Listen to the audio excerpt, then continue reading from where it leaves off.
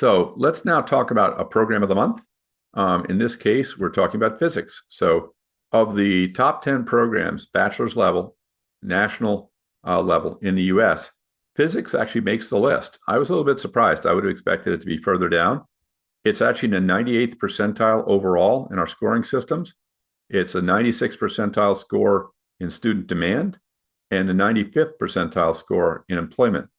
And last but not least, competitive intensity, 90th percentile. So not bad there either. You put all that together and you end up with a 98th percentile overall score. A couple things to notice about this too. First, those are percentiles. And they're percentiles that compare each program with over 1,500 other programs that we have in our database for the particular market you've selected. We do that because the data otherwise very hard to interpret.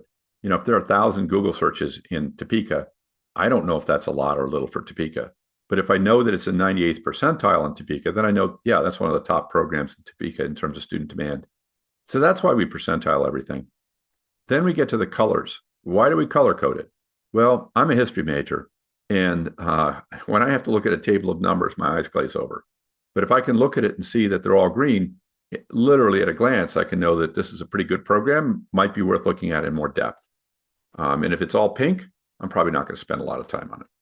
So let's take a look. Now we're talking about student demand for physics. And we can see our Google search volumes are healthy. They're in the 93rd percentile. New student enrollment volume is 96th percentile. And the on-ground and online completions are at the 96th percentile. So very healthy overall size of program. And to complement that, international demand for this program is very high. Actually, it's a 98th percentile. So it's a big program domestically, and it attracts students internationally as well. Then you want to say, well, is it going up or down? And actually, Google says it's going up.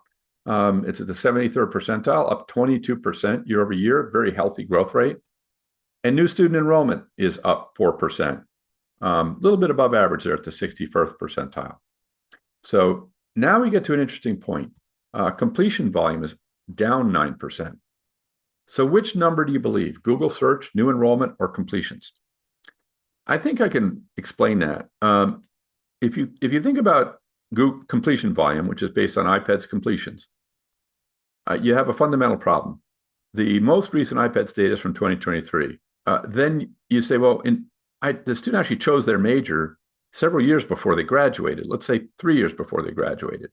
So really what IPEDS is showing you is the trend in student demand back in 2020, maybe even 2019. So essentially, we're still living with COVID impact. So that number is very out of date. Now, so what I would say is, yes, there was a decline in demand for physics 3 to 5 years ago. New student enrollment this fall was healthy and up. If I look forward using Google, people are interested in, going into a program. They're looking for a program, searching for it on Google. That's actually up a lot. So I'd be very careful if you're trying to understand trends with data from IPEDS. It's just plain out of date. IPEDS is still a good source when you're thinking about how many total students are in a program. It is not a good source when you're trying to understand trends. For that, you need more current data. Student enrollment is probably the most robust database. Google search is, again, forward-looking, much more volatile. So it's, the stable 97% of students are in it data is new student enrollment.